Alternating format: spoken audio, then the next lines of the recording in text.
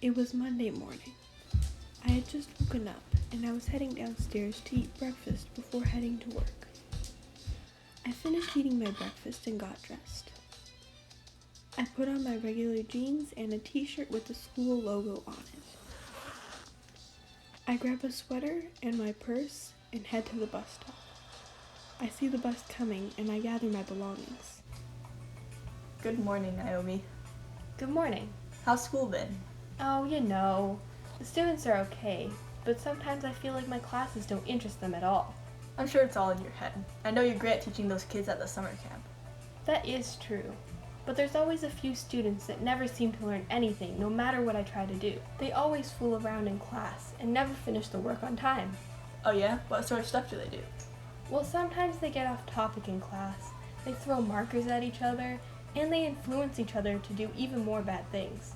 For example, one of my students, James, would always pull people's chairs out from under them, and suddenly a whole group of them do it. Well, I'm sure you'll figure something out. I mean, you stopped them from flooding the school when they tried to clog the toilets, so this should be easy. That is true. Thanks for lifting my spirits, Al. Have a good day today. See you tomorrow morning. Have a great day at school. I get to school and go upstairs to my classroom.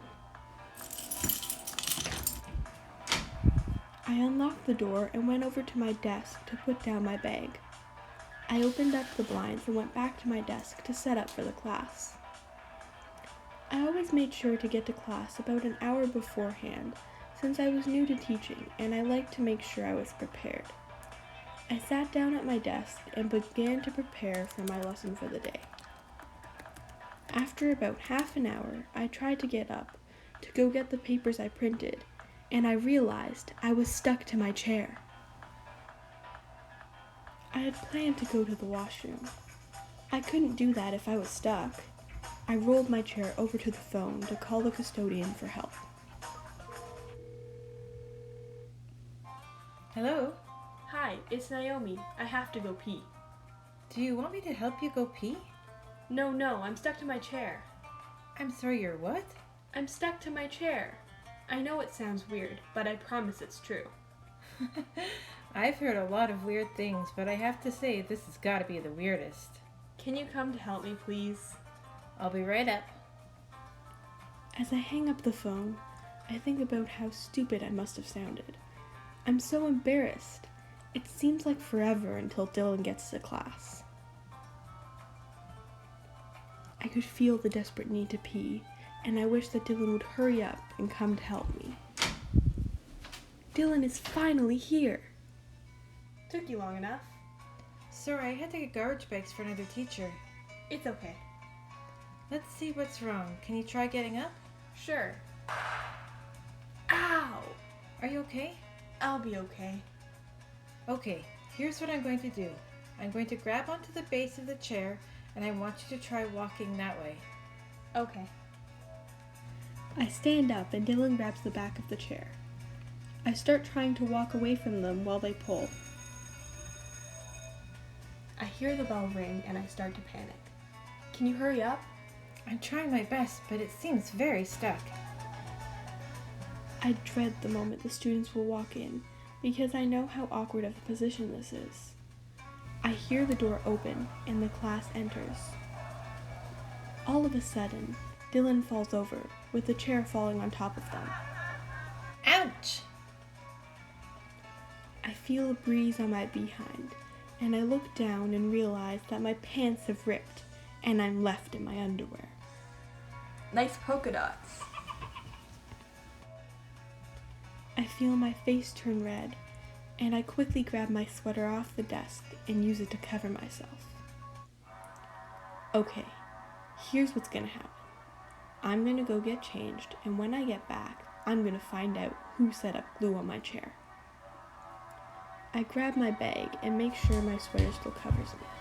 I leave the class in a rush, heading straight for the washroom. I end up getting changed and using the washroom. I debate whether or not I should even go back to class, because I know they all just saw my underwear, and that's pretty embarrassing. I'm already a bad enough teacher as it is. After some deliberation, I decide to go back to class.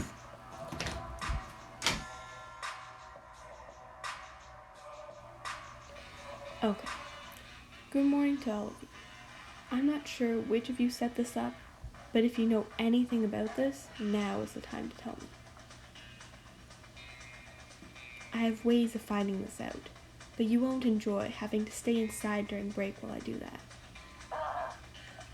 I knew you guys wouldn't like that. So, does anyone know who did this? Yes, Bella? I just want you to know that I would never do anything like this, and maybe the person who did it wouldn't want to tell you in front of the class. Maybe you should have one-on-one meetings with everyone. That's a good idea, Bella. Let me just give you all the next assignment so you can work on something while I have interviews. I pulled up the assignment I had previously prepared. I had a 15-minute video they had to watch and take notes on, so I set that up and called the first student on the attendance over. I went through the list and talked to all the students. None of them told me anything that would help me discover who did this. I was getting a little frustrated with my class since by the end of the day I hadn't found anything. I went down to the principal to talk to them about the whole situation. Good afternoon, Naomi. How can I help you today? This morning I had an interesting event happen to me. Oh yeah? What happened? I got to school and started working just like I normally would. But then, when I went to get up from my chair, I found that I was stuck to it. Stuck? As in with glue? Yeah, it was odd. I asked my class about it, but they didn't say anything. I was wondering if you would be able to call home and see if any students have any issues at home that could cause them to act out. I'll do that right away. Thank you so much. I left, feeling confident that he would be able to figure out who did this. It was lunchtime, and I had a prep period after lunch. I had decided to let my students go out for recess despite not knowing who had done it. I was eating my lunch in the teacher's lounge when the principal rushed in and told me that he knew who it was. It's Luke. How do you know? Well, I called his house and I kept getting the dial tone. Then on the third time I called, I heard a guy say hi, and we talked a bit. And I explained why I was calling, and he muttered something like, "I can't be bothered to deal with this guy." I was a bit confused as I thought he was talking about me, so I said, "Excuse me?" And he said, "Never mind." How does this show that it's Luke? I'm getting to that, hold on. I asked him if he knew about anything that may have caused his kid to act up, and guess what he said? What? He didn't say anything at all. He just hung up. I tried calling him back, but he must have recognized the number and he never picked up. How does talking to him help with this? Don't you realize? He doesn't care. I went back up to my classroom. I'll admit that I was a little bit nervous since I planned to call the parent myself and see if I could figure out exactly what was happening at home. I had no clue what would happen, but I was prepared for the worst. Or so I thought. You have reached a voicemail of William O'Connor. Please leave your name and number and I will get right back to you. That's unfortunate. I would have liked to have talked with him. Oh well, I guess I'll just leave a message. I leave him a quick message and then go back to my desk to do some more work. Hello class. For this afternoon, I would like you guys to continue working on your project. I will be available if any of you have any questions, but otherwise this is a work period. Do any of you have any questions right now? No? Okay, I will just be at my desk. I get back to working on my plan for my students' next project. All of a sudden, the phone rang. I got up and picked up the phone. Hello, this is Miss Roberts. How may I help you? Hi, this is William, Luke's father. I got your message about wanting to talk to me. Oh, yes, I wanted to talk to you about something that happened at school this morning. If you want me to tell you about my son, I won't say anything. I thought the statement was a little odd, but I decided to not make a big deal about it. No, sir, I wanted to get to know you better. How is work for you? I'm sorry, you don't actually care about my son? I do, but right now I wanted to talk about you. If that's okay, of course. Oh, I work at ArcelorMittal, and it takes up a lot of my day, which is why I missed your call earlier, darling. That's okay. What about your wife? What does she do? She works as an accountant at a bank. The Bank of Montreal. Is she at home right now? Am I able to talk to her? She doesn't live with me. Oh, I'm sorry.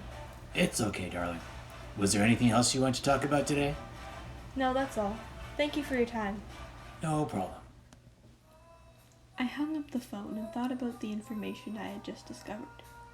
I noticed that he regularly called me darling and seemed to treat me with respect, which is very different from how he had treated Mr. Diggs. This could have been because I'm a woman, not a man, which hints that he is sexist. Also, the fact that he didn't want to talk about his wife at all and didn't seem too upset about not being with her anymore was a bit of an odd thing. The whole situation seemed like he was trying to hide something. I knew there was something odd going on with that family, but I couldn't put my finger on it. I decided to talk to Luke himself and see what he had to say. I went over to his desk and knelt next to him. Hi, Luke. I was wondering if you would be able to talk for a few minutes. Sure.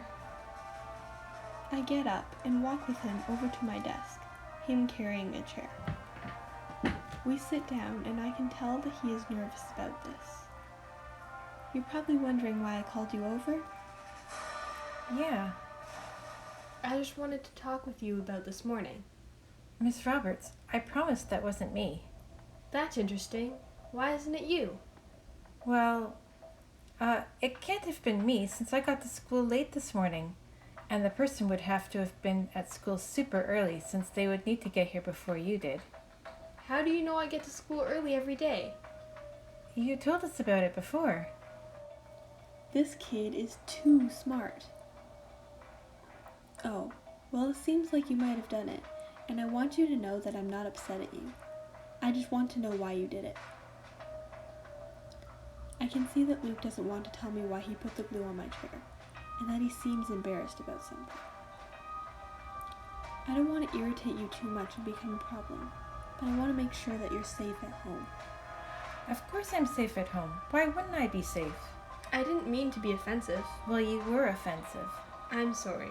Will you just listen to me for a minute? Okay, I talked to your dad and I heard about your mom. How did you... Hang on, I'll explain. This morning, I had Mr. Diggs call everyone's parents to see if he could figure out who set up the glue. He told me at lunch that your dad had been rude towards him and that he didn't seem to care about me. When I called him, the call went to voicemail. Then he called me back about 10 minutes ago and he told me that your mom doesn't live with you guys. I look up at Luke and I notice that he is crying a bit. What's wrong, Luke? She died last month. I will say I'm sorry, but I know how fake that sounds. What do you mean? My mom died when I was in high school, just a bit older than you are right now. Oh my gosh, I'm so sorry. Now I know what you mean when you said it sounds fake. Thank you. I'm sorry your dad is pretending that she didn't pass away. That must be difficult. I'm managing okay. We continued to talk until the end of class when I let everyone out. After everyone left, I sat down at my desk to collect my thoughts. I finally realized why Luke had been acting out in the class and why he set up the glue on the chair. It makes so much sense now. I had told Luke that I would sit down with him and Mr. Diggs and have him explain what he knows and what troubles he's facing at home. He was reluctant to agree at first, but I convinced him that if we knew, we would be able to help him out. After the meeting, I talked to Luke and told him that if he ever needed someone to call, I'd be happy to answer. Here's my phone number if you ever need someone to talk to. I know how it feels, and I'd be happy to help in any way I can. Thank you, Miss Roberts. This means a lot to me. You're very welcome, Luke. I head home, thinking about how glad I am that I helped Luke out. I can finally prove to my parents that I was meant to be a teacher, since I did something right by helping him with his problems at home. I know you guys are proud of me. I'm glad I can be seen as good in your eyes for once. I just wanted to credit all the songs and other music I used, and give thanks to my family for helping me out with voicing the roles. Thank you to my amazing parents and sister.